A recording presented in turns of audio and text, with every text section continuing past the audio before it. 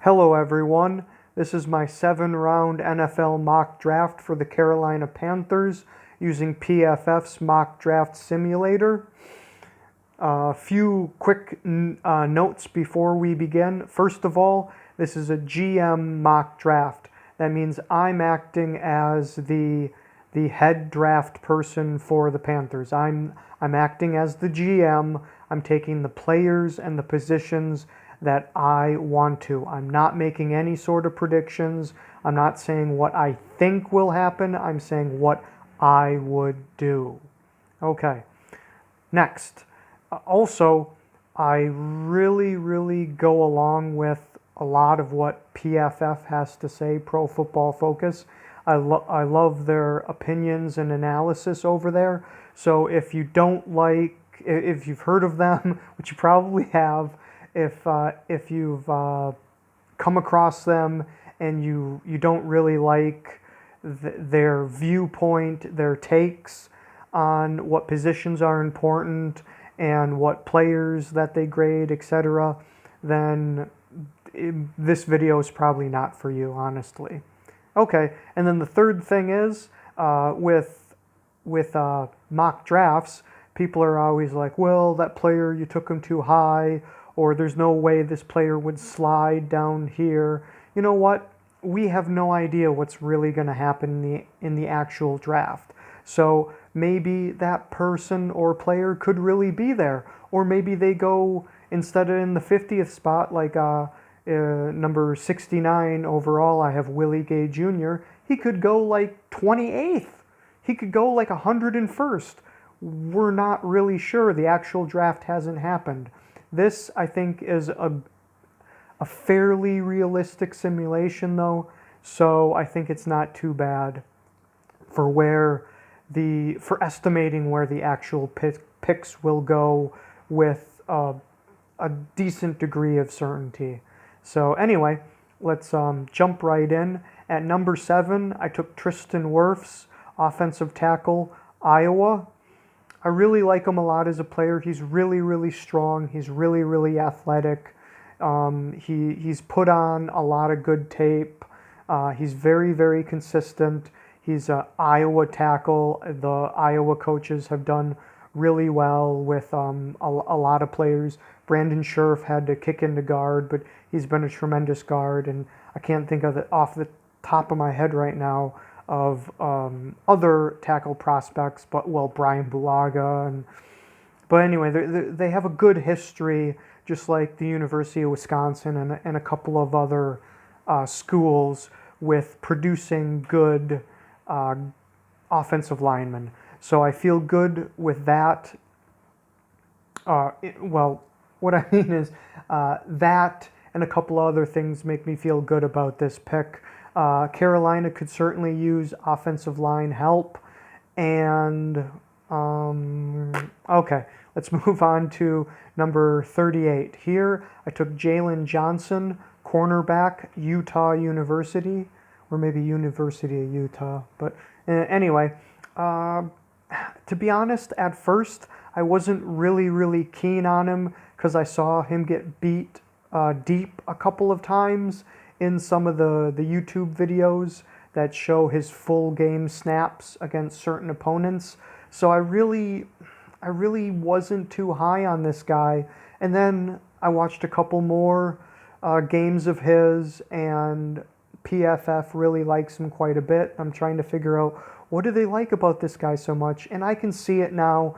The thing with him is that he seems fairly scheme diverse. In Utah, he played off zone kind of a fair bit, but he did like get in the wide receiver's face and play a little, I don't know if it was press man exactly, but a little more man. He did do that. So basically, after watching more of his tape, I feel more confident in him.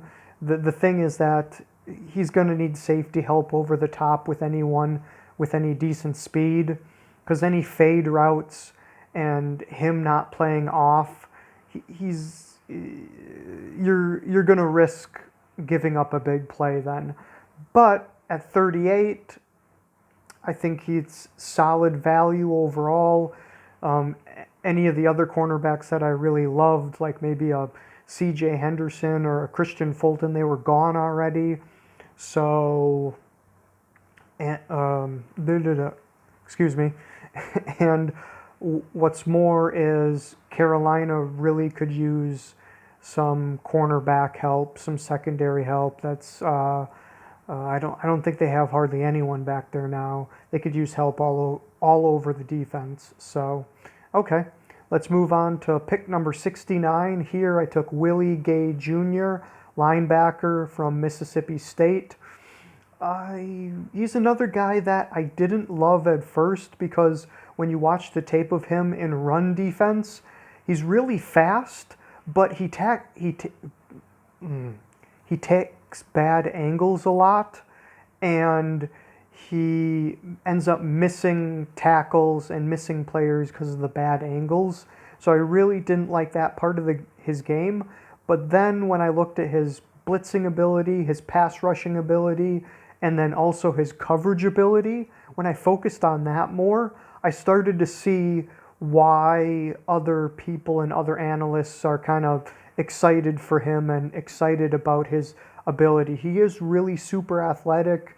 He's got good size, that good size speed combination that I love to say and harp on basically. So plus blitzer, plus coverage guy, coverage linebacker. I could see him doing well in both regards. So at 69, I think it's really solid player, and Carolina can use all the defensive help it can get. At 113, I took Harrison Bryant, tight end, FAU, Florida Atlantic University, I believe.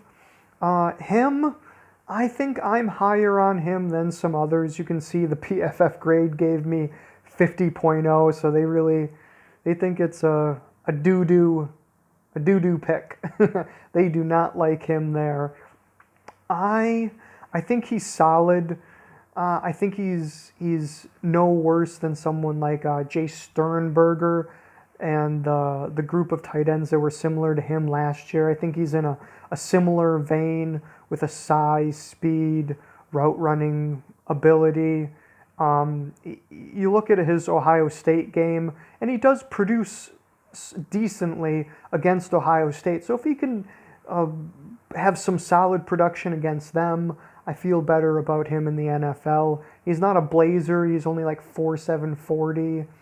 If he was something like a 4.45 or a 4.5, then he'd be like a top 50 prospect. But anyway, I like his catching ability. I think he runs solid routes. He's got decent or solid enough speed for a tight end, and Carolina has like no tight ends on that roster. So, okay. And then next at 148, I took one of my favorite players in the draft, Geno Stone. He's a safety from University of Iowa. He's just super instinctual, but he's short, with short arms. So that's why I think he'll go much later than maybe how he'll translate or how his talent is. Again, Iowa safety prospects have done really well in the NFL. You look at Desmond King, Micah Hyde from a number of years ago, and then also last year Amani Hooker was drafted. Jury's still out on him whether he's going to be all that great or not. But Geno Stone is just a super instinctual player, but undersized. His weight's not too bad, just his arm length, and his overall height is what evaluators are going to question. I don't mind that with someone as instinctual as he is. So, moving on at number 152, I have Darrell Williams, guard, Mississippi State. I think he was actually a center. He played center at Mississippi State, so he can play guard. He can play center. At 152, I was just looking for a solid depth player, or maybe even an average, like a replacement level kind of player. I think Darrell Williams had an okay chance of maybe doing that. So he's got good power. His balance seems decent.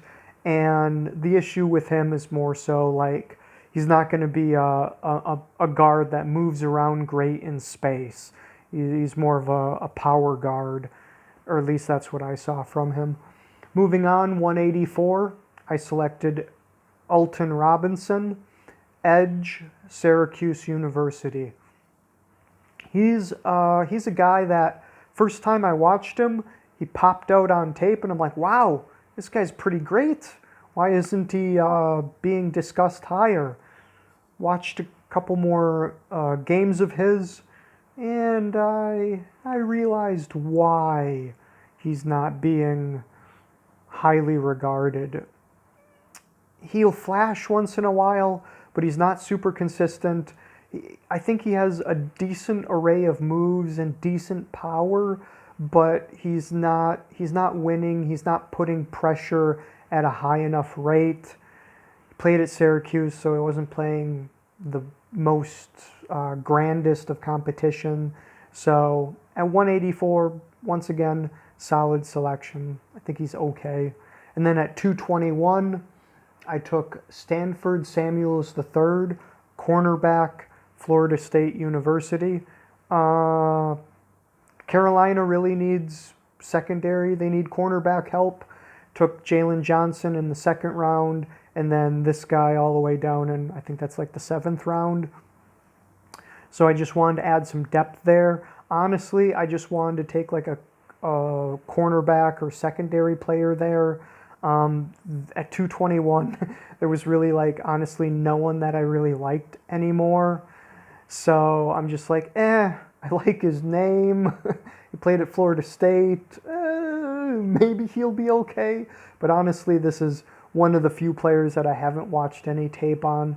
So he could be not good. But at least you're drafting a position that if it does give you replacement level, then you're really swinging above. You're hitting a home run here if that actually happens. So, okay. Overall, I tried to focus more so, I think, on the defense, although that doesn't really show up. I think I took kind of even amount between offense and defense, but it leaned a little more defensively because that's where Carolina really needs help. Offensively, with their wide receivers and their quarterback, they're actually okay-ish. I mean, Teddy Bridgewater isn't he's pretty unknown, basically, so that's the risk with him. And then they have solid group of wide receivers, so you didn't need to really take one of the top guys. Offensive line, I think, is more of a need, and Tristan Wirfs is definitely a really great talent. So, okay, it's been 13 minutes. Thank you very much if you've been here the entire time. Take care and have a great day.